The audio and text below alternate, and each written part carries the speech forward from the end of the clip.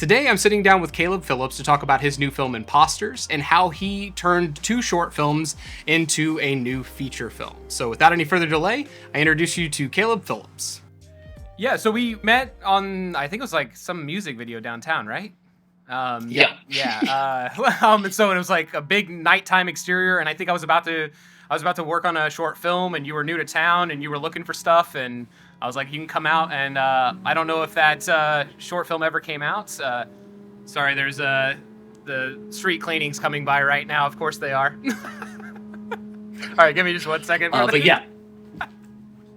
Well, street cleaning's not mine on my side, so I can tell them that, I came out. It was like in a mansion. It was just me and and the DP, and I came out for free because when I left my hometown, this local filmmaker gave me some advice. He said, get on as many sets as you can for free, make as many friends as you possibly can. And so I just did that, constantly did that.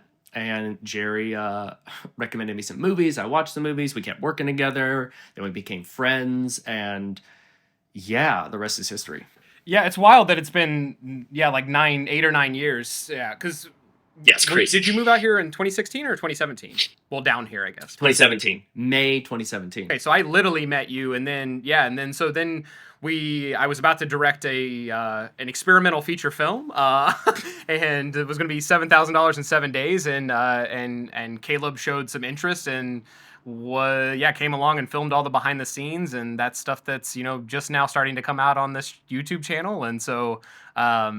But yeah, Caleb, I've been a big fan of your stuff since I saw The Other Side of the Box. I still wish you would make the $7,000 feature version of that, but I understand. Caleb's all big time now, so So I wanted to with your new feature coming out, I know we can't talk a lot about the actual film, but I wanted to basically have a conversation with you for younger filmmakers that are starting out, because this is your second feature, and you've done 2 or 3 short films? I would say 2 short films and 2 features. Okay, yeah. So Other Side of the Box, Play Me, yeah. And so, yeah, when I saw Play Me, or Other Side of the Box, it's very simple. You have a very unique way of using the camera, and it's something I've always been, I don't think I've ever told you this, but I'll tell you why we're recording. It's I've always been envious of you that you can, not like a bad thing, but envious of you and how you use the camera for inserts. I've never had the time or the script that's really called for that. But I remember when we worked on Play Me, just all the inserts, and you're really able to build this kind of tension. And so I was wondering if you could talk about how your filmmaking style came to be.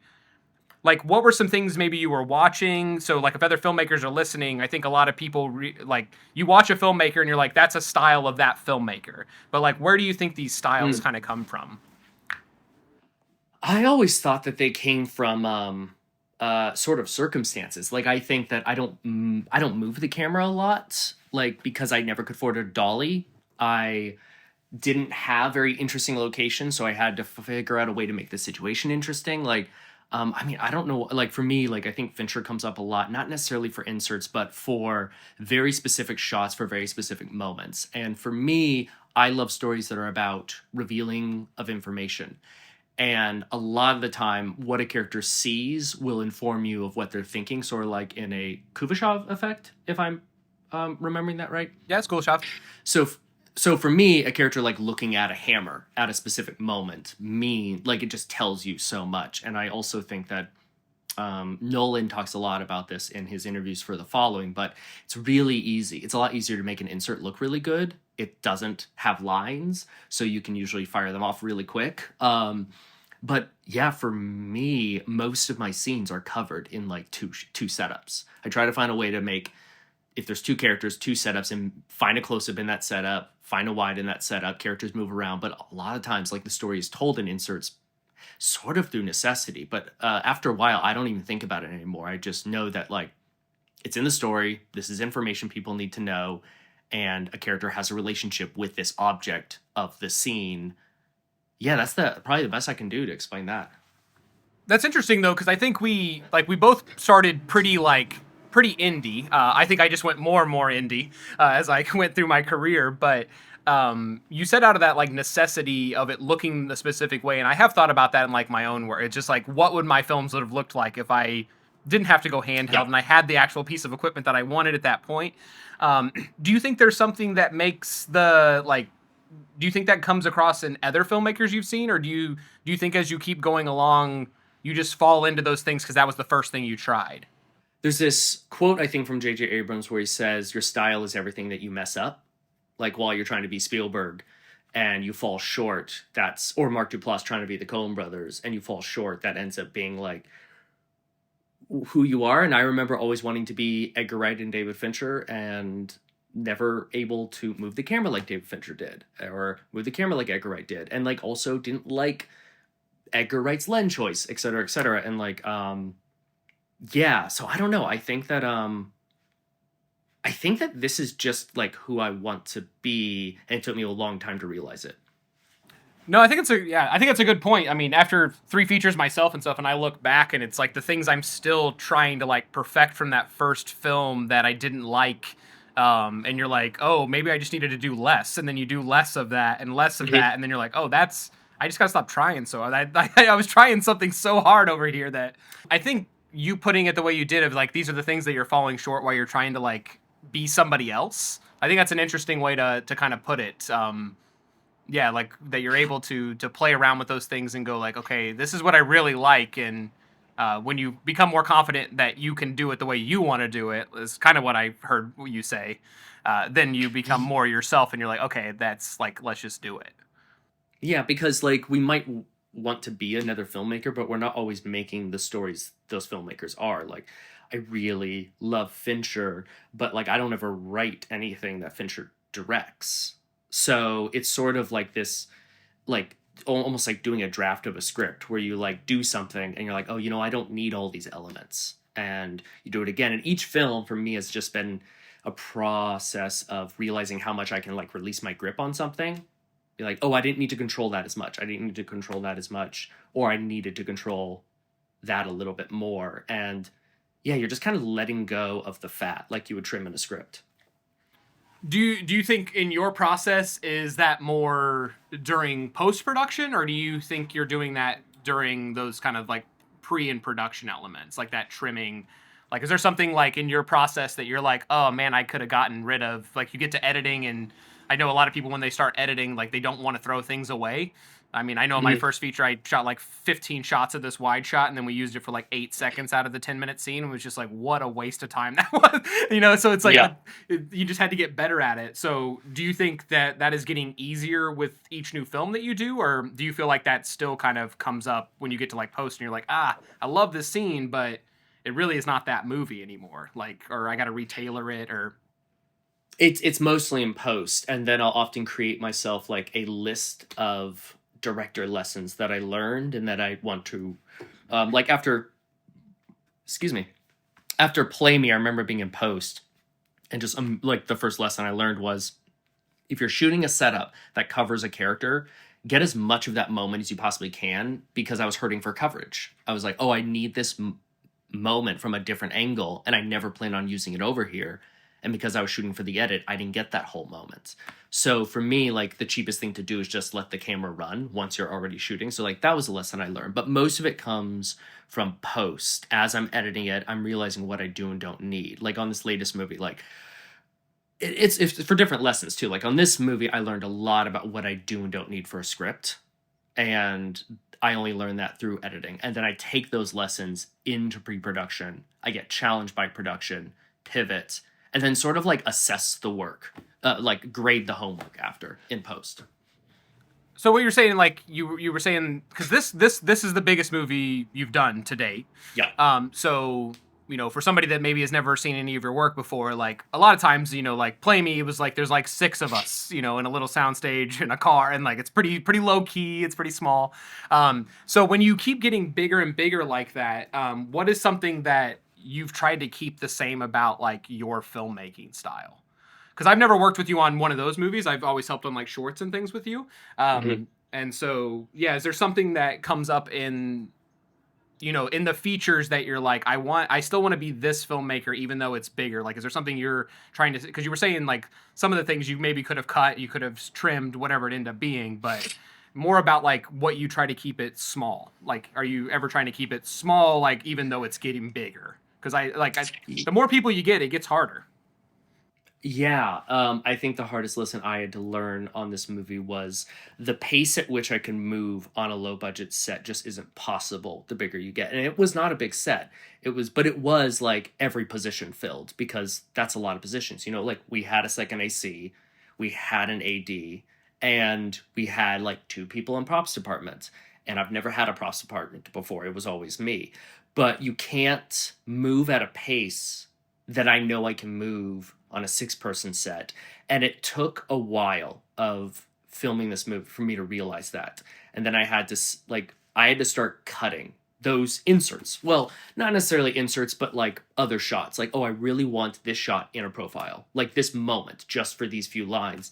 And now I think the next movie I'm really going to take that into account, that you're not steering a speedboat anymore, you're steering an ocean liner. Well, that's a little large. This was still not that big, but you're steering a much larger boat, and it takes longer.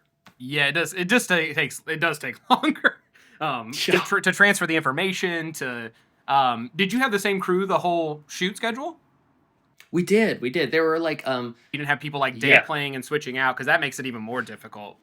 Yeah, there were like definitely small positions here and there that wanted to go like work a day on a commercial. So we wouldn't have Sean for this one day or so and so for this one day, but for the most part, it was the entire crew the whole time. So I'd like to back up, because we jumped right into that, but I'd like to back up. And so a lot of the people that are going to be filmmakers and artists that are listening to this are probably like, this is great, but I've never even made a short film. Like, this is cool that this is happening. But I was wondering if you could take it back, like kind of like 5 or 10 years, and talk about like some of your younger filmmaking days. Like, did this start? This is actually something I don't know even about you, but did it start before you went to film school? Like, what was happening? Like high school Caleb, like that knew was like, oh, I want to go try this in film school. I want to get to LA. Like, if you could go back to that kind of like younger version of you and give us a little insight of like what that process is of like, how do you even decide you're going to do it the very first time? Like, if you can reflect on that kind of, which might be a terrible film you haven't shown anybody yet, but that's okay. So there are a lot of terrible films I have not shown people. So this will be good for people to hear alone. Yeah. Like most of them It started really young. Like off and on. Like there were like 8 years old doing Star Wars, doing Three Stooges, doing Home Alone reboots. There was an Napoleon Dynamite one as well. But I would say the real bulk of it was like around 17 to 19. I had like moved out of my parents' house. I like was working a job. I wasn't hurting for money because things weren't so expensive back then. And I just started filming a lot of skits with my friends. Like I set this mandate to like try to shoot a skit a week. I ended up probably with like 16 over the course of 2 years, because you miss weeks, and I did all the editing myself, all the post-production myself, and it often just started with a visual effect we wanted to try, a funny gag. Like we never started a skit with a completed script ever. It was just like we would make up things as we went along, but I knew that like, okay, I saw this effect, I really want to try it, or this tone, like I have this one around a poker table, and I was like, I really want like this top-down light, moody lighting. I just wanted to experience that. So I would get a bunch of non-actors together, and we did that. And that was, actually maybe 19 to 21 is how long it was. And towards the end of it, I started to feel this itch that, okay, I've experienced the sort of experimental side, and I remember this urge to figure out how to tell stories better with a camera. Like I wanted more precision. I like remember saying that we've like finished a skit driving back from the desert one day, and I look at my friend and I say like, I just want to learn how to like communicate things with a camera. And that's around the point I went to film school, because like I'd gotten all of the experimenting out of my system, and I knew, and I had an idea of what I wanted to do. So for a filmmaker, like I think that's great because like when I'm in the classroom, I mean I think I've told you this before, but like students have to make a film on day one in my class, which is they never see. They're like, what? Awesome. We don't know how to make a movie, and I was like, I don't know if that's true yet. I don't know. You might know how to do something, and we're gonna find out. And it could just be like a video of cars passing by uploaded to Google Drive. That might be their first film. But I think if you're making a film once a week with your friends, like you're gonna just inherently get better at it because it's Yeah. like your friends are not gonna let you keep making the same bad mistake over and over again. They're gonna be like, well, that didn't work last time, let's try this time. And Yeah. so did any of those friends go into film as well, or were you kind of the only one that wanted this life of luxury of being a filmmaker? No, not a single one of them wanted to be filmmakers. Well, maybe one, but the majority of them didn't. It was mostly me captaining the ship. Like, really, still really close with a number of these guys. So this is not a slight on them at all. But there were times that they like couldn't give a shit, and but it was still fun because they were like really fun and we were having fun. But no, like I was the one learning the lessons because I was the only one who wanted to do it seriously. But they were all like super pumped to like share the video with their friends and like come up with ideas. So like on the idea level, they were super helpful. But in terms of like making bad mistakes, I was learning those lessons solo. That's good. I mean the effort to go into it. I mean, and I talked to a filmmaker a couple weeks ago, and he was like, one of the worst pieces of advice I got was like, just go make something. And I was like, I understand what he meant by that because I think a lot of us that have been doing this for a while, they're like, just get a phone, go make something, and you're like, but if I don't even understand like the entire construct of what it takes, because it's a lot of moving pieces. And if you've seen a behind the scenes for a movie, you go like, that's just too many people. And so I think having more conversations where it's like, where did you start? And you're like, it's me and my three friends. We didn't even have a script. We had, a special effect we wanted to try out. That's like early YouTube stuff was like all those videos were just like, I don't know how to do this. I'm going to learn in real time. Watch me. Yeah. And so, and then you figure it out and then you go, okay, I didn't like that. I didn't like that effect. I'm not going to do it again. What was something you learned over those kind of like 16 first films that you just used in Imposters? This will take me a second because I don't know if there's any actual I learned a lot of what I didn't want to do. It doesn't even have to be a technical thing. Maybe it was just something about like the philosophy of filmmaking or how I wanted to treat people or anything that you like learned in those early kind of films that have went with you. I got a really good look at the grind of it because I was doing all the posts, all the special effects, editing, sound design was all me. And I remember getting this clear idea of like, oh, this is what it is. Like, this is what it's going to be. Like, I wasn't making the stuff I wanted to make, but I remember really liking it. Like, I had a taste for rotoscoping for hours or learning sound design. And for me, I just kind of fell in love with the process of it. Yeah, I mean, I don't know. It's hard to say because I've just built upon the same skills so much. And it's hard to say if I've like using anything from those days because like I didn't know what the fuck I was doing. Like that's what I took away from it. Like I can't believe there are people who are prodigies who like come out and like come up with something brilliant out of the gate because like I legitimately didn't understand editing when I started. Like everything was like I thought editing was for continuity. Yeah, eventually you'll cut to this angle. Like I didn't get that there's supposed to be a purpose to it or anything. It's embarrassing how little I knew. Can you I did not think this is where it was going to go with the edit. You just said the editing for a purpose. I'd like to dig a little bit deeper into that because I think I've taught now hundreds of filmmakers how to edit, and usually it's like I'm going to teach you 3 buttons and then you're going to find whatever you want, but could you talk a little bit about like what editing is adding, especially to your films, because like you were saying, there's the shorts, like there's a lot of inserts and a lot of things where you're like seeing things from the character's perspective. So could you talk a little bit about that editing as I mean, it kind of is everything. That's why you can see 5 people edit the same thing and it's not the same movie. So I think people forget about that a little bit. Could you talk about a little bit of the editing process and what you meant by that? Yeah. I mean, I could talk about this the entire time. Editing is probably my favorite process of the entire in filmmaking completely. I took this summer course where this like teacher was frustrated at me for editing for no reason. And I was like, well, this was the exercise. You wanted us to like cut together a scene.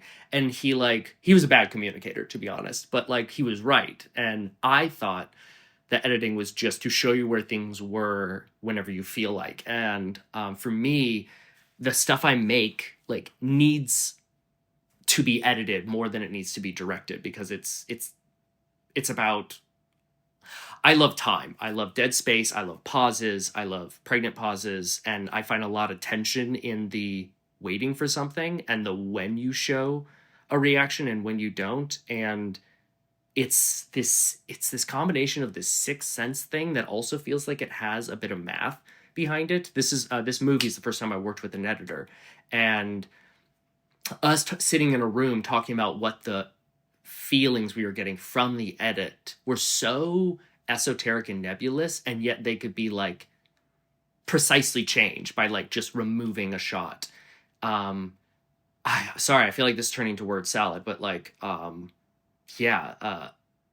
tension is like, I find most tension in editing. Yeah, no, I think you're on to something. So yeah, I mean, you've seen The Horror, you've seen my first feature, and there's a chunk in the middle that was a 3-page scene in the script, and it's almost 20 minutes, and it's completely silent. Yeah. And we had an editor for that movie until that scene, and when I got the edit back, it was like a music video, and I was like, what is going on?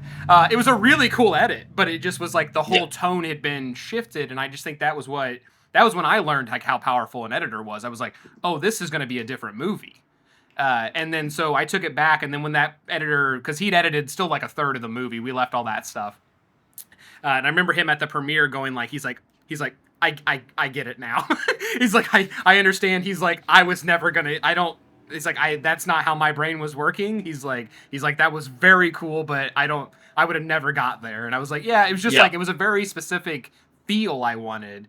And like you saying with yours, it's like, if you remove a scene, or sometimes don't show a cutaway or cut to something that the character can't see and give the audience more information. And I think there's all these different choices. And so going back to what I was saying, was like when you tell a filmmaker or an artist, just go make something, it's just, there's so many thousands of choices that I think it's hard to comprehend like what that actually means. To be like, go make something, and you're like, I just don't even know, like, do I just get a wide and a close up and then try to cut it together and see what there's so many choices that go into it. So I think us having these conversations of like how much goes into each of these individual little steps.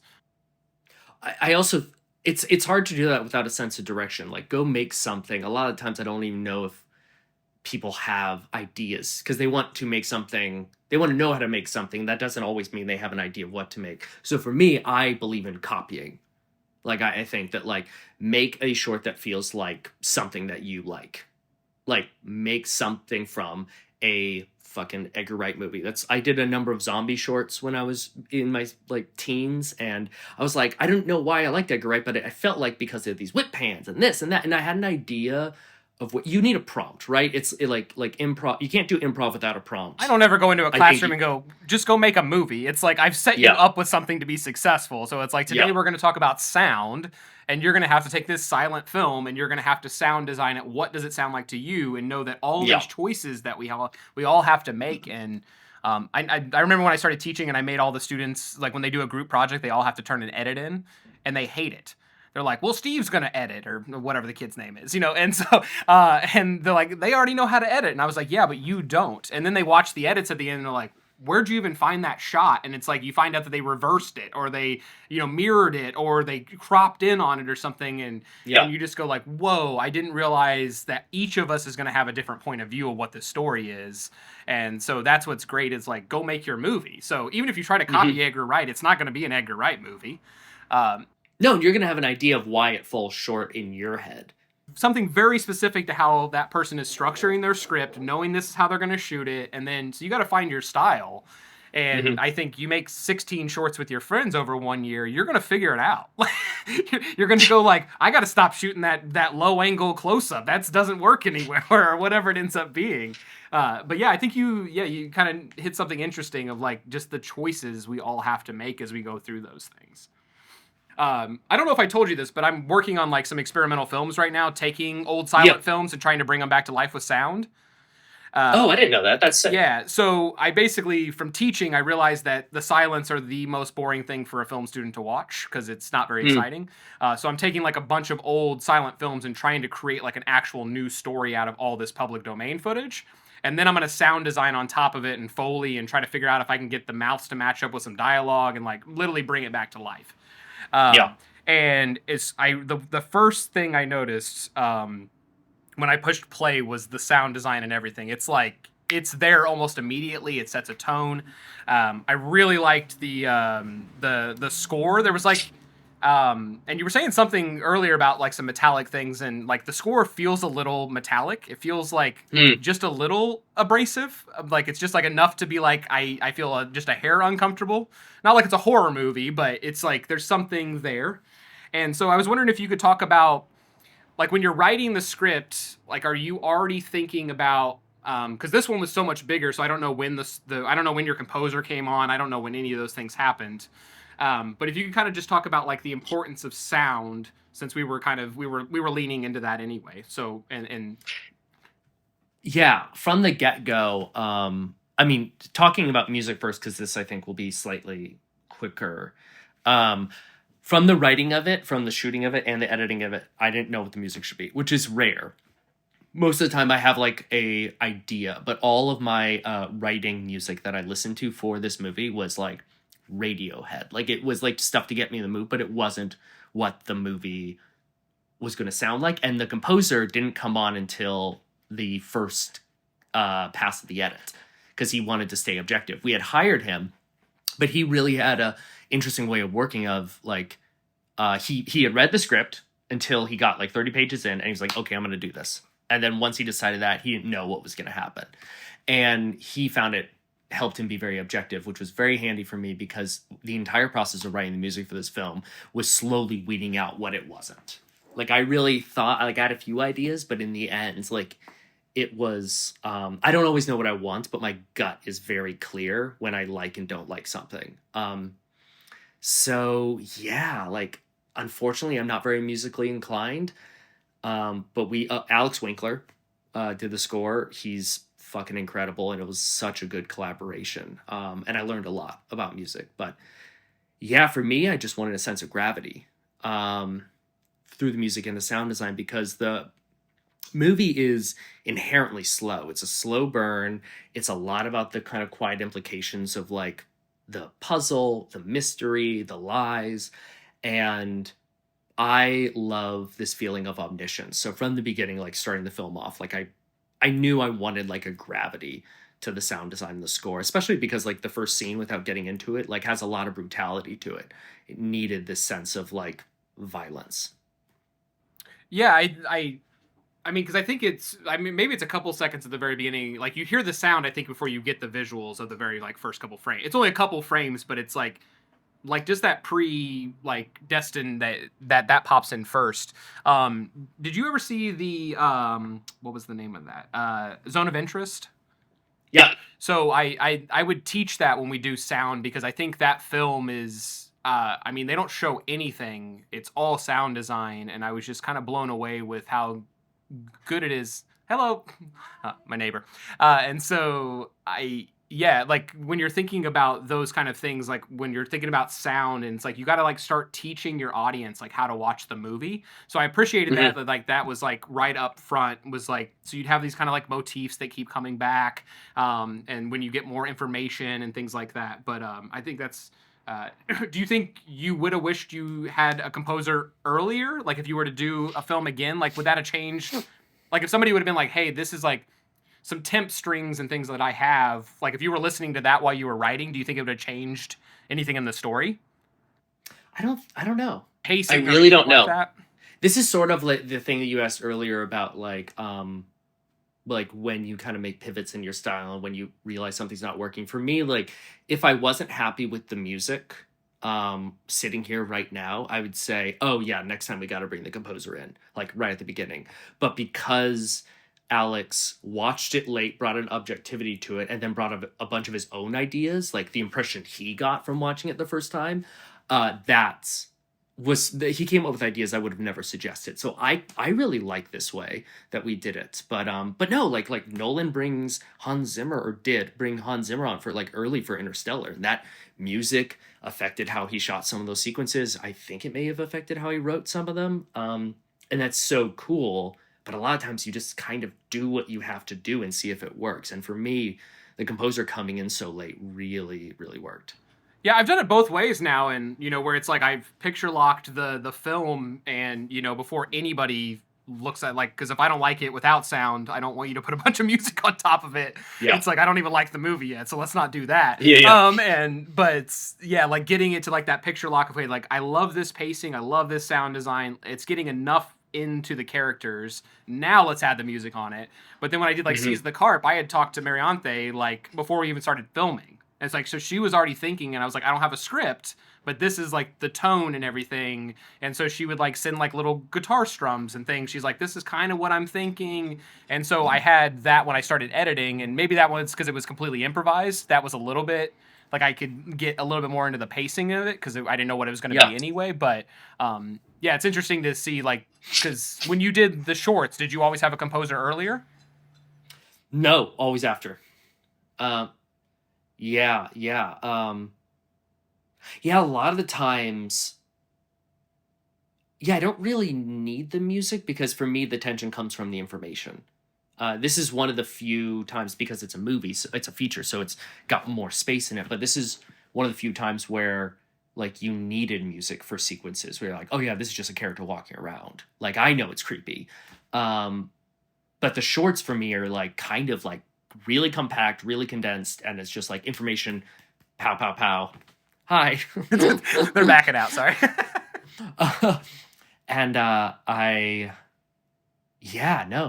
Composers always come late.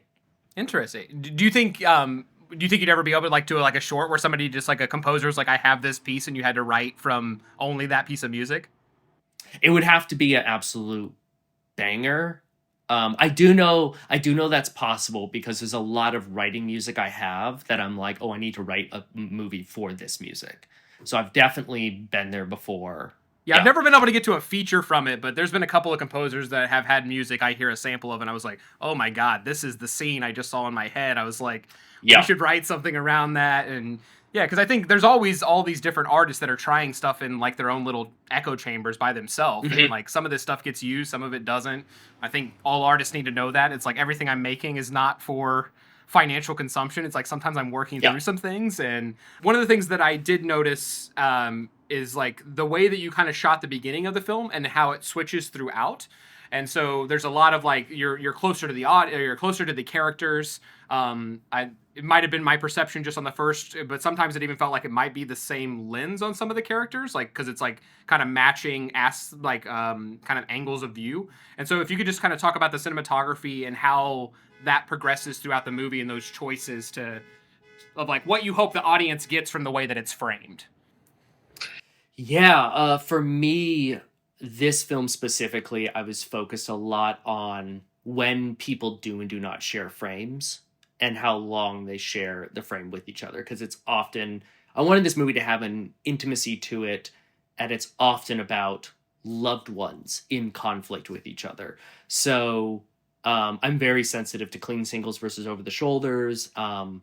Early on, it's not too much spoiler to say there's a husband and wife, and early on I knew I wanted to cover a lot of them in Not a spoiler.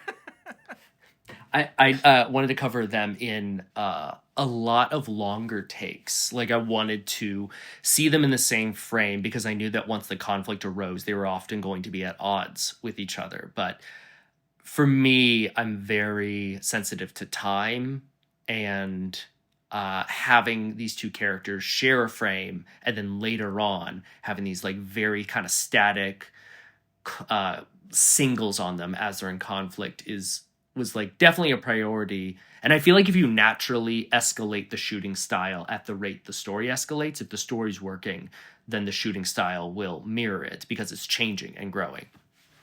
Could you explain to to like a new filmmaker or somebody that maybe that doesn't even make movies, you were saying about like singles over the shoulders. Could you talk about like the psychological effect of like what an audience gets like if they're shots over the shoulder or alone? Yeah, man. Because I think a lot of us we see that stuff, and the way movies have covered characters and conversations for decades now has been over the shoulder, two shot, single. It's like this is the way we cover conversations. But there is like a little bit of a psychological effect by not connecting characters, and I think you were starting to touch on it right there. Yeah, having the effect I feel is proximity to each other. Like if another character is in the frame. Oh, here's a perfect example. I don't know if you show frames during your interview, but the moment I learned it was in House of Cards, season 1, episode 2, I think it was. And Frank Underwood is trying to seduce a senator into betraying the president. And my friend and I were watching it, and it's this really great over the shoulder while he's like pouring tea, and she's like right here, and he's like looking at her. And me and my friend both hit on the same thing at the same time, which was like, oh, he is like hunting her, he is targeting her, and you wouldn't feel that if she wasn't in the frame. If it was just his shot, her shot, like having another character be with this character makes them a part of the shot. There's this really great quote from the channel formerly known as Cinefix, which is every shot is a close-up. This close-up is a wide of the room.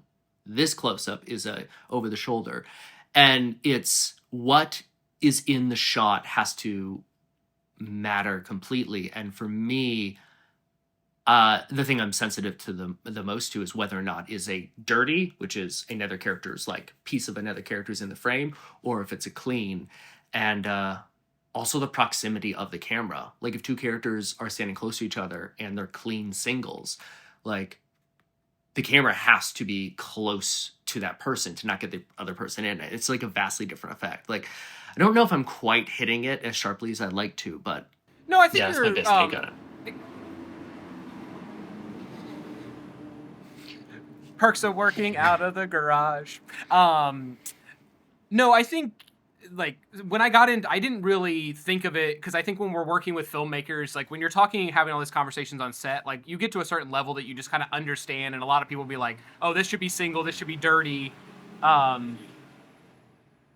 Like all these buses right now. This should be clean, this should be dirty, and dirty, like you were saying, just having a bit of the other character in that frame. It also adds a little bit of depth sometimes to help you, when you don't have that. But I think we move so fast on a film set that sometimes we forget about like that psychological effect for the audience. And the audience doesn't really even know because they're just there, so they only know the choices that we did make. But like you saying that there, like, I want to be closer to you. And if I'm closer to you, the character would be closer to me. Therefore, that character is no longer part of this. You're in this character's world now, or you're in this character's part of the world. And also, this is where editing also comes in, because imagine you have an over the shoulder and a single on me. And the moment that you choose to cut from the over the shoulder shot on me to a single on me has an effect. Suddenly, that feels a lot more personal. And off the top of my head, I would make that edit once the opposing character says something that resonates, that hits home. Like, suddenly it's all about this person, and we have removed the barrier to this person. And sometimes it's about creating a barrier. It's like, oh, I need a moment where I can visually show that this insult hit home. We should do most of it over the shoulder until the moment it hits home, and now I am staying in this shot and I'm not leaving this shot. Yeah, and sometimes you could do it with blocking. You could do it with a dolly. Mm-hmm. Like you could move past that character and now you're in their world. Yeah. You could have that character just literally leave and now they're in a single. One of my favorite shots is like a push in past somebody's shoulder until it's a clean single, and you slowly like enter in this person's space. Yeah, this is now this person's world I want you to be in. But I don't think enough of us talk that through for like a new filmmaker to hear what that actually means.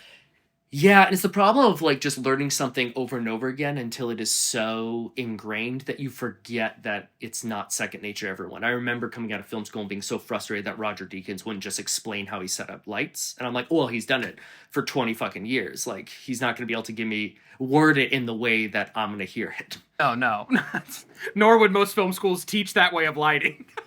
Probably. Yeah. No. Oh man, yeah, but no, I want to keep trying to work on like because I see now that I'm teaching a lot of this online. It's like a lot of the information I think students of this craft and that are getting is just like these are the 10 shots to use: a close up, a wide, a medium, and like you said, this wide is a close up. Hmm. This is a close up of an open house. So like you Yeah. see the whole house, like, but it is like this is all it's about right now, and that framing and stuff. Like right now I'm in the middle, but if I come over here, or I come over here, or I'm now Hmm. looking off the screen, like, and the wall's right here, it's like you get different feelings in that.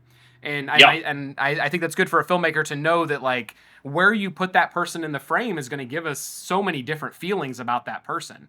If I'm this close to the wall and I'm talking this way, it's like I'm talking to nobody now. I'm talking to a blank wall. Even if I'm have two people having a conversation, now emotionally they're not talking to each other. They're talking to brick walls. Like, so you can keep playing with these different framing and so yeah. And I think it helps, like, as you're watching things, to just analyze your own feelings of like what you think the scene is about, like what you're feeling in each moment, how a shot makes you feel. And I think you'll slowly build a vocabulary. It doesn't replace actual practice. Like, I think you need to see it and kind of, because I think setting up a 50 millimeter lens doesn't feel the way watching a 50 millimeter shot by somebody else looks. And I think that you need practice and theory, but I would definitely watch movies that way and just analyze how you're feeling.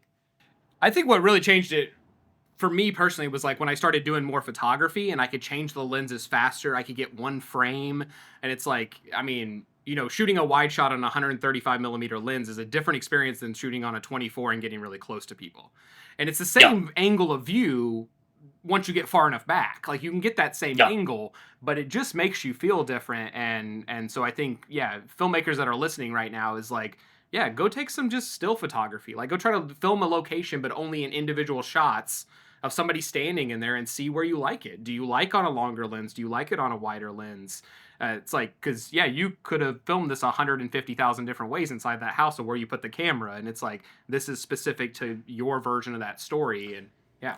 Also, if you have friends who want to be actors and they want you to shoot material for them to show their acting skill, it's a really great way for you to. I had a number of actor friends ask me that, and I was like, I sort of like got something out of it by being like, hey, can I have a push in during this little monologue you got, which I think will make your thing look better, but I get to practice what that feels like. Oh, that's a great point. Yeah. I did some actor reels for a while. It was like, because they're like minute scenes. They're devoid of any Yeah. context of what the rest of the thing You don't have is. to write it, grab something from Yeah. Aaron Sorkin and go. Yeah, Yeah. and just be able to get in there. But no, I think that's good to do that and really push yourself. So we have about 15 more minutes, and so I haven't done this yet.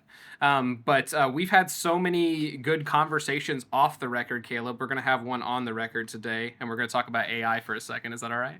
Oh, tight. So this is the only question to lead me into it. And so I've at this point, I don't know if you've seen it, but I tried to write a short film a couple weeks ago using ChatGPT. I turned it into a Hmm. video, and the number one thing I got out of that was it took me about 5 times longer than it would have to actually write it. So I'm not worried about it remotely taking away that skill, unless you're just gonna take exactly what it says and make it immediately, which I don't think anybody really would in a creative field. And the other thing I noticed was that it kind of gets just like time consuming to ask it the same question over and over and over again, especially if you already have an idea. But for our sake of our conversation, is I wanted to ask you because you're still working on set more than I am in the grip and electric field and stuff, and I'm sure this is a very vocal thing, but at what point, like how much percentage of a film needs to be made with AI before it is considered a made with AI film? Hmm. I don't know if you judge some of the criticisms of the last few years. Like, I think Late Night with the Devil used some title cards. I think that 1%, like the conversation became that just from title cards on it. And I think there's different forms of AI, right? I think if we're talking about generative, then that's what I'm talking about. There's also AI tools like After Effects has a ton of AI assisted tools that are not generative, but like RotoBrush and things like that, like really great rotoscoping tools. And DaVinci has a few too. But In terms of generative, probably 1%. So yeah, so let's go down that, because I think that's what I learned through it too. I was like, I think the most vocal part of the whole conversation is around generative AI, and I didn't use any generative AI for the project. And I still got people like, "Why would you even try it?" And you're like, "Well, because I'm an educator and I need to know what this is so I can teach it." Like, it's not Yeah. going away. And there's a lot of things that are problems with it. I would not be advocating for it in any of those ways. Like, we got to figure out, we should not be stealing. I even said, like, I had a feature that was put on like a Pirate Bay website at one point. I get it, it's not great, but anything that's online, you all just need to realize that it can all be taken at any point. So you're going to have to Yeah. have a clean chain of title, you're going to have copyright, you're going to have these things in place. And so let's get away from the generative AI, because I think that hogs all of the conversation, and I don't think there are very few filmmakers that are even using that, because it doesn't look good. It's the same thing Yeah. kind of over and over. And if you can make it look good, or at least, like, I know some filmmakers that are making short films with it that are arguably spending way more time than any filmmaker has ever spent to make a movie, because they're doing it and then they're taking it in and they're using all these different tools to clean it up and add people in and layers, and so it's a lot. But what do you think would be a better form of the conversation around this that was not always just like, because I mean, there's so much other parts of it that I think are not getting into the, like, the zeitgeist of conversation. And so besides the generative AI, what do you think are some things that we could actually have better conversations about this technology, of like what it really is and what it might end up being? Not generative, just in Do you mean in terms of creatively, or like AI at large? not necessarily like I don't think that. All right, I'm just going to tell you where my brain is, because that'll probably be easier for the conversation. I don't want to lead you into it, but here we go. I think that the conversation next year should be more about how AI can help somebody with the business side of being a creative, because I don't think any creatives really, unless they're just wanting to make tons of money really, really fast, are even using the tools for anything else than the business side of stuff. It's like, I can get on there and find out how to start an LLC. I can get on there to figure out how to put my film in copyright. I can get on there and figure out deal memos and act like it's a virtual lawyer, which will help you from getting taken advantage of in a district. It helped me with my taxes. Yeah, so like, what's a better conversation do you think we can have around these tools? That is, because the generative AI is, like, we all agree none of us want to use that, but for filmmakers and creatives, like, what's something we could have a better conversation with? I think it is the most I have ever enjoyed AI is probably a jumping off point to research, but it has hallucinated. I have caught it coming up with full book descriptions as I'm like, hey, are there any mysteries in this genre? Because I wanted to read some. So I was like, Reddit didn't help me out. I'm just going to see. And like, it gave me options that did not exist. And so for me, the conversation always goes back to literacy. And what frustrates me about the culture around AI is I think it incentivizes less critical thought. I think that it does not help literacy. If I ever use it, like, I always ask that it includes sources so I can check them. And what scares the shit out of me is that I think it also changes the way that we think about problem solving, because more often than not, solving a problem makes you better at solving that problem in the future. And when you solve the problem with a tool as imperfect as this, it can, I think, cheat you out of that learning. This is going strictly towards the creative side, but really early on, like early days of ChatGPT, I fed it my setup for my feature. And I was like, where do you think it should go? And I had already knew where it was going, but I gave it the puzzle and I wanted to see what it could solve. And it could only give me options I've already thought of. But if it had given me something good, I wouldn't have beaten my head against the wall and come up with a better answer. Like, I think that beating your head against the wall is really important. I think boredom is really important. And I think having a tool that sort of sidesteps that and doesn't really solve it also keeps you from growing. So I'm not really sure what the conversation should be. I really don't think AI is going to end up in the movie generative visual space. I think it's going to. I mean, I'll be perfectly honest. I'm still very cynical on it. I think it's going to end up in a place that gives the people who want shortcuts a free pass, I think it'll make it harder for creatives. Like, I think once there is AI that can summarize a script, every exec at every company that is sent a script is going to get an AI summary that is going to get things wrong, that is not going to communicate the tone, is not going to communicate the dialogue, the writing style. Do you think that's any Yeah. different than what it was, though? I mean, because like the way you would get a script in, it'd be script readers. It's people making, $10, $15 an hour that want to be screenwriters, so don't even want to read these. And then they're giving them, and and it might be they get a script that's kind of like their script, and then they'll write something up that's not there. So there's always been like these kind of like gatekeepers. Me, on the other hand, like the gates coming down and this being there. Remember, everybody that's listening, we're not talking about the generative AI. Everybody thinks that's not good. Like, it doesn't look good. Nobody cares about it. But I'm just like, I've worked with so many like new filmmakers now, and I'm like, if I'd have known everything I know about distribution history for the history of movies by typing into a thing that could give me sources to every single thing, I wouldn't have made the deals I made. I would have skipped those. I would have. But at that point, it was like you could only talk to, that's 10 years, 12 years ago. So you could only talk to other filmmakers, and filmmakers and artists by nature are very cagey of the information because the way that the industry is built, you don't want to help somebody else out. And that's why I'm, doing and giving away all this information now for free. But so, like, I think about, like, I was, a kid that grew up in a town of 600 people. That's like my very first memory in a trailer. And I'm like, if I had that connected into my house, like I could like learn all that stuff about the world that was around me. Once again, it's the literacy thing. I think it's just a media literacy thing is like, it's not truth by any stretch of the imagination.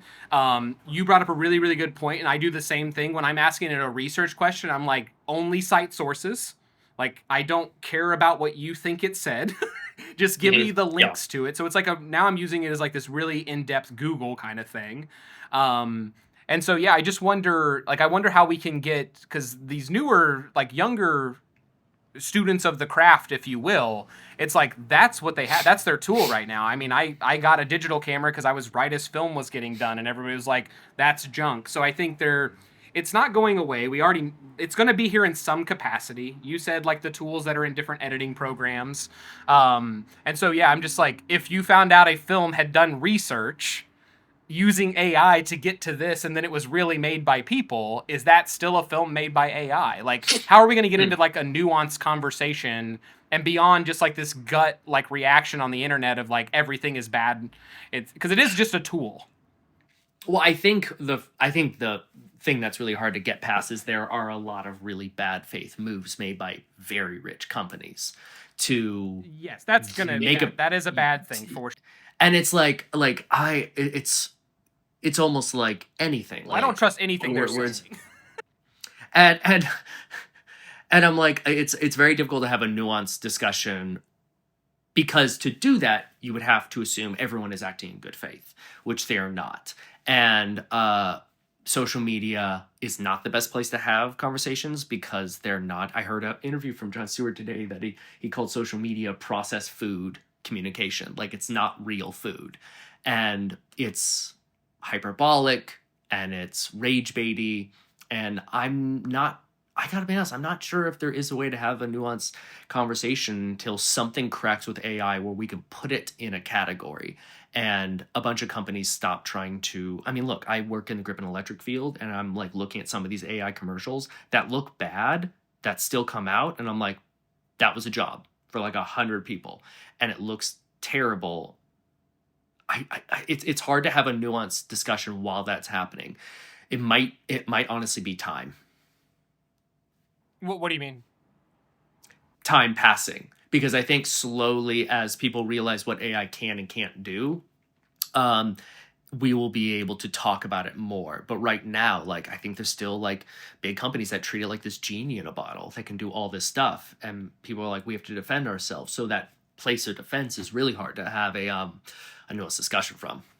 Yeah, I think like what I've noticed, like especially from, I think there were a couple of these companies you're talking about that have pulled their ads because they got so much backlash, so they tried it. And like you said, it's like the corporations, they're going to do whatever they want to do.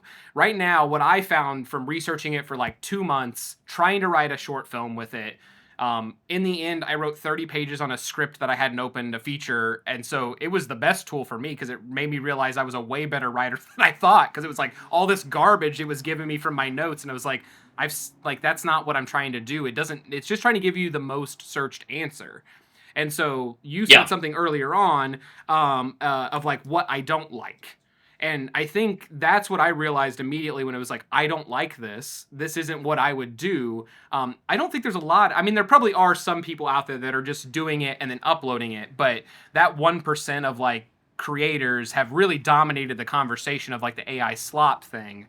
And so I'm like, like trying to figure out like, you know, as we move forward to next year, this is like a 3-year-old tool. It's very, very young. Filmmaking as a whole is like 150 years old. It's a very young art form. It's changed so many different times. I will politely disagree with you. I think there will be a generative AI features. I probably won't be watching them unless maybe there is something that only can be done in that art form. I'm sure I'm gonna get bashed in the comments right now, but I mean, I'm really approaching it as it's just a tool. And the amount of time that it takes to actually operate that tool is like, you got to learn how to be a software engineer to use it. Because it's like the prompting is so like, unless you're just okay with just whatever comes out. And there is a group of people that are like that, but let's be honest, they're probably not the people that are trying to make movies and stuff. It's like, my dad sent me a couple things. He's like, isn't this wild? I can make this photo of me as a kid come to life. And you're like, yeah, cool, right? It's just like this novelty. But yeah, I'm just like, I mean, we've been talking about it for like 3 years off the record, and I was like, all right, I got you here, so I want to see. But you've also come a long way. Like, I'm super curious to see where it ends up, but like, I cannot shake this sixth sense feeling that I had whenever VR became a thing, and my first thought was, oh, that's going to kill in video games, and everyone's trying to make these VR movies, and I'm like, I don't know about that, and I get that feeling with I mean, obviously, you said we're not talking about generative AI so much, but like, I get that feeling with generative AI where I'm like, I don't think so. I'll tell you where I'm excited. Yeah, that's what I was going to ask. Like, what's something you hope will come out of it? Like the best case scenario of like what would make this better? I'm a big gamer, and I think that if you can work AI into a programmed game to bring out procedurally generated encounters that can still be governed by programming, I think that's very exciting. Like, I remember being a kid and playing a video game and name your character, and I would name my character and no one would call me by my name. I'm like, well, what's the fucking point of this? And I think that it's video games for me. Like, I want to play a game where somebody uses that in a really creative way and gives me an experience that no one else has had, while still being governed by artists, because it's doing something that they can't do. Like, they're not replacing a job. They're creating a truly procedural narrative that can still be governed. I don't know, though. I don't know if that's possible. I mean, I love how it's used in, like I said, editing software. Like, being able to create clean plates, like, is really handy, like, of like moving shots. I was like, oh, I need a clean plate for this effect. That's great. Because in that case, it's not really like it. I mean, it's using a coding that you would have had to usually do by yourself. You remember if you rotoscoped by hand, like you were saying, nobody wants to do that anymore. And it's the same exact thing for everything. It's like it's the same exact like steps. So all those are doing is doing the first 10 steps for you, and then you still have to do a lot of cleanup. Like, I've done like the AI voice isolation, and it's like sometimes it's all over the place. And really, if you're anything over about 20 or 30%, it sounds like you're inside of a tin can. You know, it's like really bad. So it's like you got to do that, and then you got to go to the EQ, and you got to level things out. And so I think that part of it right there is like, okay, you can use basically your phone in a pocket and get quality audio on the back end so you could get your film, like, as an early filmmaker. It's like my first 10 movies were like terrible sound. I mean, even my features have never been the sound that I want because those tools did not exist. It's like we would have had to spend $15,000 more to get that kind of audio. and we just didn't have it, so we made this movie at this world. So, but I think it's just a tool, and I think more filmmakers, when they use it, they'll be less scared of it taking away their job, is what I found out, because I went in very inquisitive. I was just like, what is this thing? Because I'd never used it for creative work. I'd only used it for like research and stuff. And you know, like if you're about to start a business or you're about to start something and you're like, can we run this? And be like, is anybody else doing this right now? And then it goes through all of the different businesses that have been started, and your business is one of 1,000 that came out this year. Maybe you can reapproach it. Maybe you can change something. Maybe you can, it's just a lot of information, but like you said, make sure you're double checking it. It hallucinates a lot. It makes stuff up because it wants you to get what you wanted to get. And you don't always need to get that. Sometimes you need to get the truth, not what they thought you wanted. And I think there's a chance that people, the problem is that people they're afraid of it taking their jobs because people are currently trying to use it to take their jobs. And that's what I mean by time, is like once enough time passes and we realize what jobs are safe and what aren't, I think the conversation can narrow. And like if it exits the screenwriting space completely and people are like, oh, this is nothing, this doesn't help me at all, then and I say if, not when, if that happens, then I think people will be able to be like, oh, is there a way that it can help me? But yeah, like just speaking from the experience of somebody who like taught himself how to screenwrite, and it's really, really hard. I value the beating my head against the wall. I don't know if I would have overcome the blocks I had if I had this robot to feed me mediocre ideas. Like I really had to dig deep, because more often than not, it's more fundamental. It's like, oh, this ending isn't working because the whole thing isn't working. Why is that? And like, I don't know if I would have it would have been harder for me to get to that point if I could rely on a feedback machine. Were you reading other people's scripts at that time? No. I was reading a lot of books to put me in the mood, and like reading a lot of things with similar themes, and asking myself, well, what do I want? What is important to me? What makes an ending satisfying to me? And just trying 100 different things. And because the problem with AI is it can only give you something that already exists.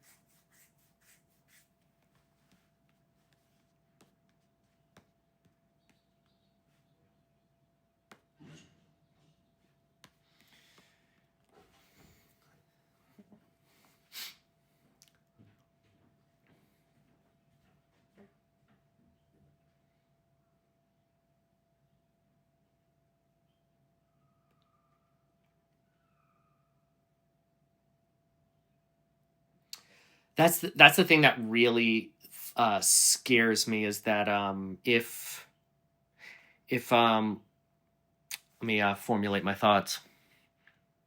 The easiest solution is to disbelieve everything so you don't look like an idiot.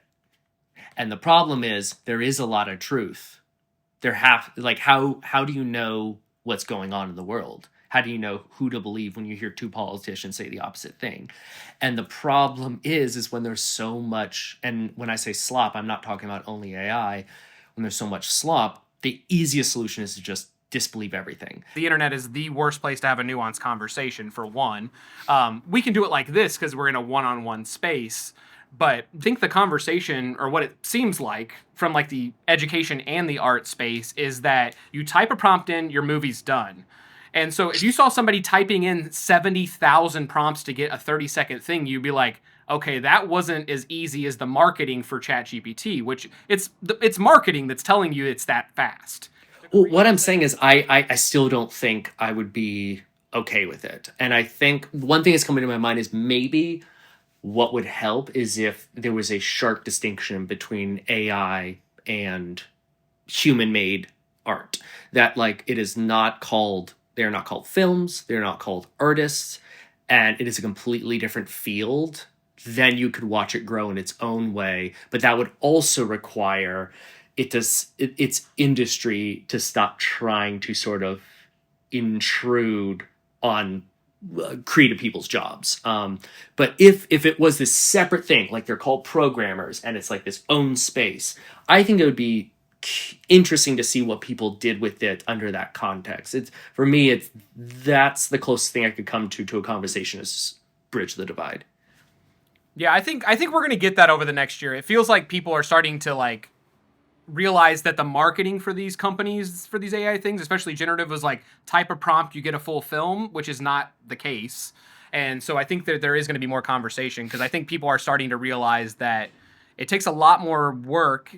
I agree with you. Some of the jobs are being cut, and I think we should try to. I don't know how we do it, but I think we should try to direct our attention to those two companies as opposed to fighting with each other. And it's like, because your enemy is not this AI creator that's making films in his one bedroom apartment or whatever.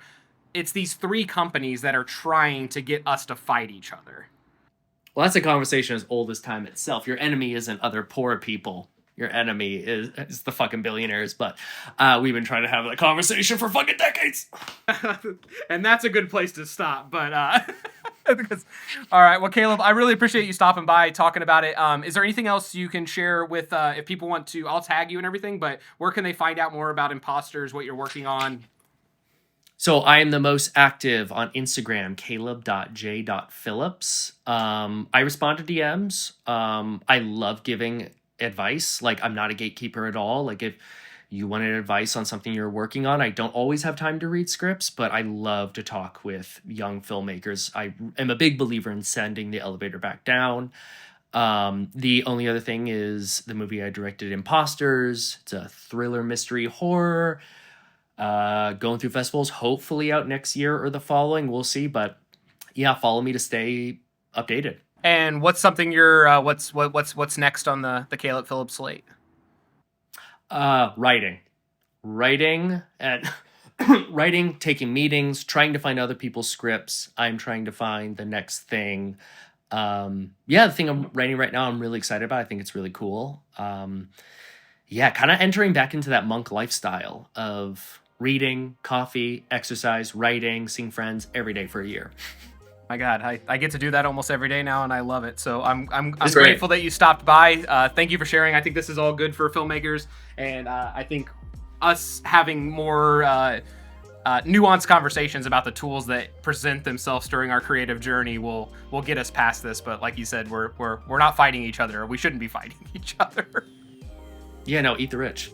Well, that concludes our conversation. I hope you learned something new, and I hope this helps you in your process as you're making your feature film. I know when I was out there was a lot of conflicting information, and sometimes it's hard to discern what is right for your project. Every project is different, so I hope you learned something that will help you along the way. If you are a filmmaker that has already made a feature film and you're looking to get it out there in the world, then I hope you will reach out to me at bronsoncreative.us. You'll see a little form at the bottom of that first page, and we can talk about your film. Maybe together we can help it get seen. So I hope you have a beautiful day, do something nice for someone, and I'll see you next time.